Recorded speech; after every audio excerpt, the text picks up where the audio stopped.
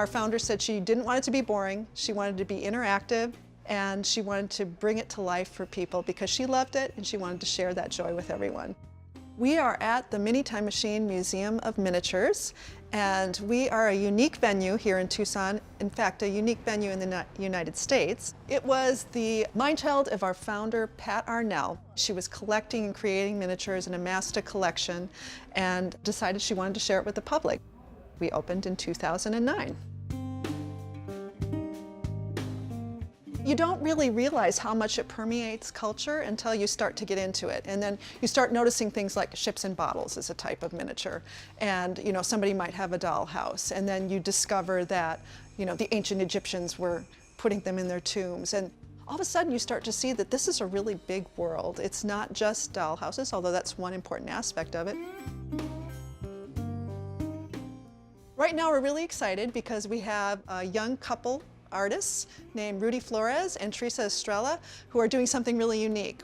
They're creating Army figures, but the Army figures are actually Tucsonans. They're 3D scanning Tucsonans, and then they're transforming them through 3D printing into Army figures. This is somebody who is doing something that relates to traditional miniatures, and yet it's something that's taking it in a new direction. And it's also a great way to open our community corner, which is a new space for us because it's representing Tucson with Tucsonans. So I really wanted to start that community corner with something that would be iconically Tucson. It was actually my kid's idea. And it's funny too, because I've never really appreciated miniatures. That's something I used to have nightmares about miniatures. I've worked at a sign shop. It'll be 21 years in August. I've been doing graphic design there. To be able to make figures or toys, from something you designed, it's exciting for me. We'd have them down to the studio and we'd do the scan, about a 30-minute process, do about 4 or 5 scans, and then select the one that just looked like it'd be the easiest to print and kind of just had that feel to it. So this is the printing file for Alfal. Once we scan the person, we bring that file into this program, and this is where we clean up anything, just to make sure we're not going to get any surprises when we print. We add the base to it. This is typically what they look like. So this is where we keep the beast. This is our 3D printer.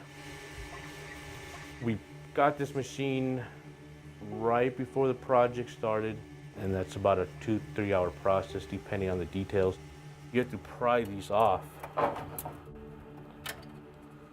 It prints a raft, and that is what kind of seeps into the perforation on that heated bed, and that whole thing will just break off. And then you have a clean base to work with.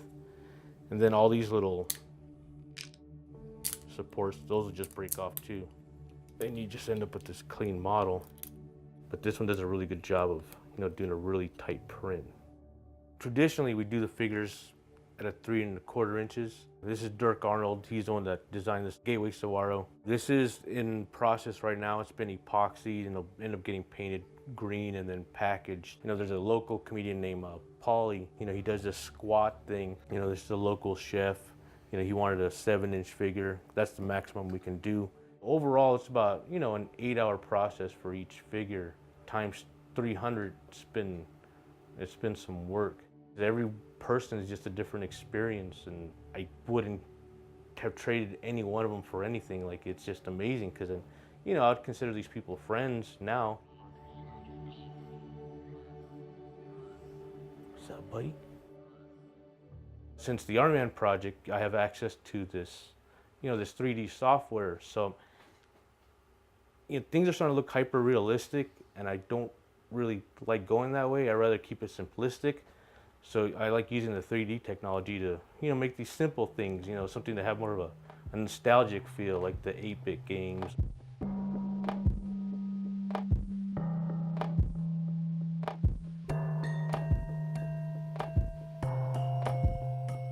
We go to the site and get as many photo references as possible. Today we did the old main at the U of A. I prefer using my own photos just because there's might be something that you might miss if you Google search it. There's just those elements that usually make that building special. I just set the photos aside and just kind of start building my models from there.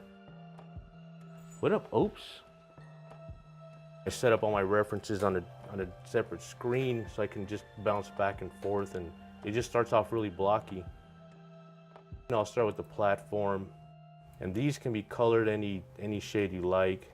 This building's pretty symmetrical. I can just work with the symmetry, and start pushing that a little further back. And so it's just a lot of putting these basic shapes together and then just subtracting out parts.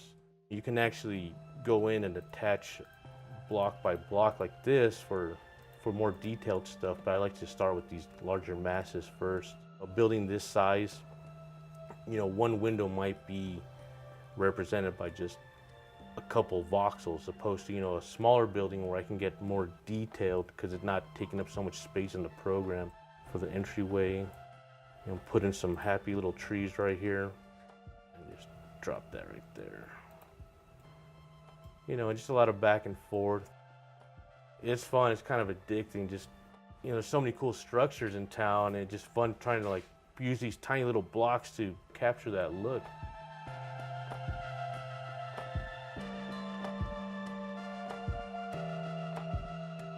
This is one of my favorite views of Hotel Congress. That was one of my favorites, definitely a more challenging one.